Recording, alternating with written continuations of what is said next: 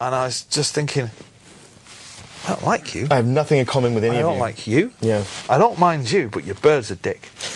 You're an idiot. You wear eyeliner. That kind of thing. And it was kind of, you know, one by one. It's like, well, you've got to go. She's got to go. Yeah. You've got to go. You're definitely. What are you still doing it anyway? That kind of thing. Do you know what I mean? And what did that leave you with, man? What did that leave you with? That left me with me and my guitar. And that's it. Yeah, and the band. Yeah. And that was it. Eventually, but I don't. You know, it was just, again, that kind of part of my life is just, it makes you who you are, do you know what I mean? Turning point as well, because that, I think, is when, you know, you went back in and you kind of redefined what Oasis was, and all of a sudden, you know, the band seemed to be stronger as well. Record by record, one by one, things started to seem to yeah, well, together. it got, after we took a year out after being out, and then we went off to the south of France to make Standing on the Shoulder of Giants. Yeah. And again, in hindsight, I love all that record. Is all the sentiments are quite dour on all, but I think they're my best lyrics because I was at kind of a low point. I was coming off drugs, but I was still kind of taking prescription drugs to get off the other drugs, so I was still kind of addicted to something. Yeah. And it's all about fame and like fucking where did it all go wrong and all that. But that's some of the best words. But I think there's a couple of very uninspired moments on that record. But I like it. And you still kick off each live show with yeah. Well, Go Let It Out, you know. Fucking in the Bushes, Gas Panic's great. You know, there's a few moments on there. Yeah. But during the making of that record, McGee decides that Creation is going to be no more, and then Bonard and Griggs quit on the same day. They quit in the middle of the record. They quit. Yeah, they quit. Oh yeah, they weren't sacked. Yeah. In the middle of the record, so that's your record label with one of your best mates, McGee, saying we're out of here. Yeah. So you're like, right, we've got no record label, and all of a sudden, the two founder members have gone, so that's left with me, Liam, and Whitey, trying to mix this album. And the Wembley shows were sold out. We didn't have a band, and we're trying to mix this album, and it was one of the, you kind of either thrive off that kind of chaos or you don't. And luckily enough, you know, it was kind of like we sat home and like, what are we going to do? I decided, well, the first thing I want to do is I want to call Gem from Every Stereo. That's the first thing I want to do because we need to do these fucking gigs, man.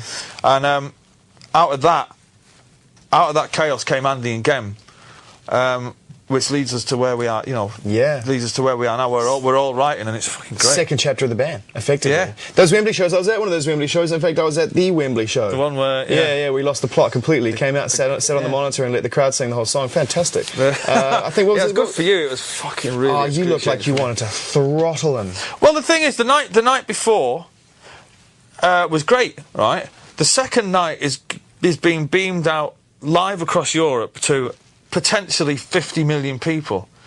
So I get the call that we all go home after the first night, and then I get the call. Liam's been out all night. Like, what's new? You know, give a shit. So he comes out and he's arseholed.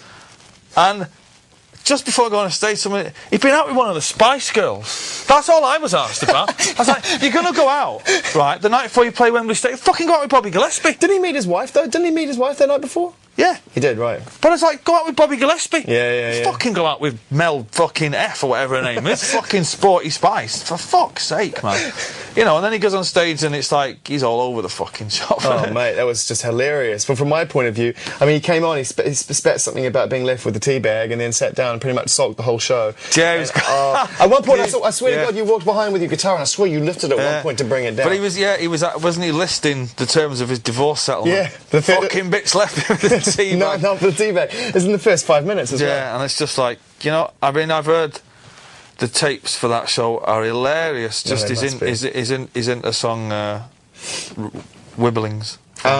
We've talked about how important your brother is to the grand scheme, and you know, just what an amazing, you know, frontman he is. A great vocalist, got a great fire in his belly when it comes to music, and also, you know, what a great songwriter he's turning into as well. You know, one by one. About time he got his finger out though on that score, I've got to say. What, on the next one? No, to get his finger out writing songs, you know. Right. But what, he needs to be more consistent and do it all the time as opposed to just rest on his laurels, is what you're saying? No, well, if you don't all of a sudden be a songwriter. Yeah. It's in you from the start. But he's clearly got a gift at it, which is probably the most annoying thing because he can just spit it out like that. Too busy fucking snorting washing up liquid, wasn't he, while I was by the candlelight, you know, writing the tunes. Being off good conscientious. And now all of a sudden he's wrote one great song and now I'm a great songwriter. Oh, yeah, well, what do we expect? But yeah, obviously throughout the years, you know, there's been some ups and some downs with you guys, and very, very well documented ups and downs. And are you as surprised as anybody that you still maintain a creative relationship? You'll always be brothers, but you're still able to be in the same rehearsal studio and recording studio? Well, as long as we're not in each other's pockets day in, day out, year after year, you know. But it would be, I guess,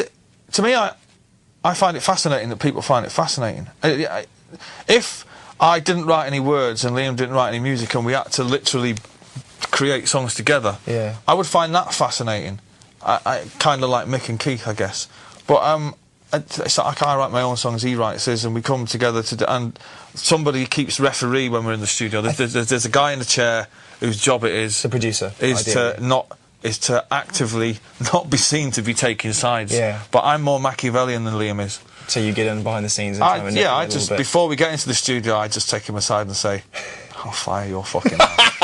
I would love to have seen you do that to Dave Sardi. I would love to have seen you. He's a big man. Oh, he's huge, He's a big guy. He's top man, Dave. He's a lovely guy. Dave would just sit there and go, you know what? I don't give a shit. You know, there was a great time when one of the guys in in a British rock band came up to him when we were hanging out in Austin, Texas, and I introduced him, and he said, "Oh, we'd love you to produce our record." And he pulled out his BlackBerry like he was looking in his diary, which he wasn't. And he went, "You got the songs?" And the guy, obviously, no one has the songs. And the guy goes, "Well, we've got about 5 songs." And he goes, "Call me when you got the songs," and just walked off. Came back, but he was a lovely guy.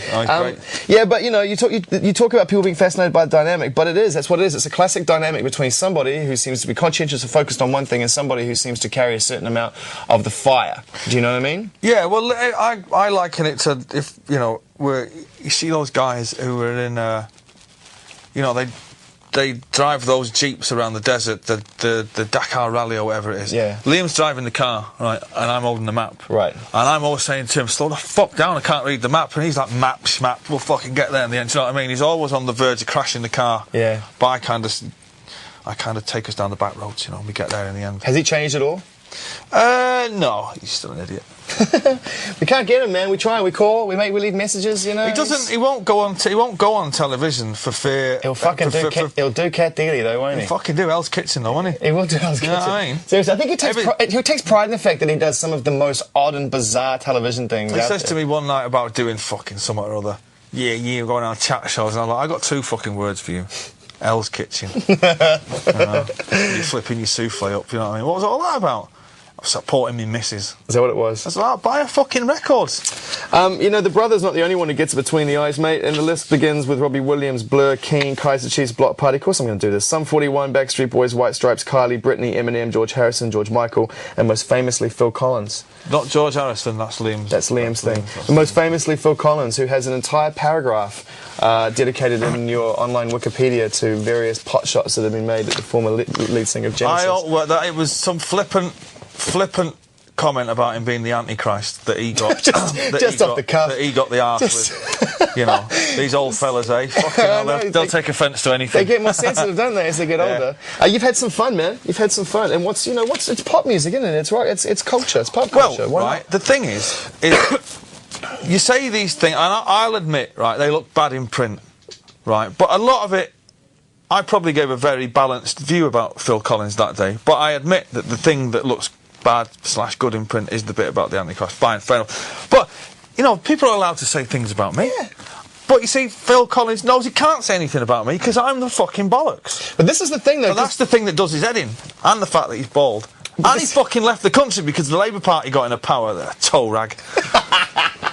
Would you remember the time that I interviewed you? If that's not a reason to vote Labour at the next election, then I fucking don't know what is. Yeah, but fuck, man, who are you going to vote for? Jesus, they're all as bad as each other, man, seriously. No, totally. Tell me I'm wrong. Who do you like? Kasabian you like? I love Kasabian, I love the Kings of Leon.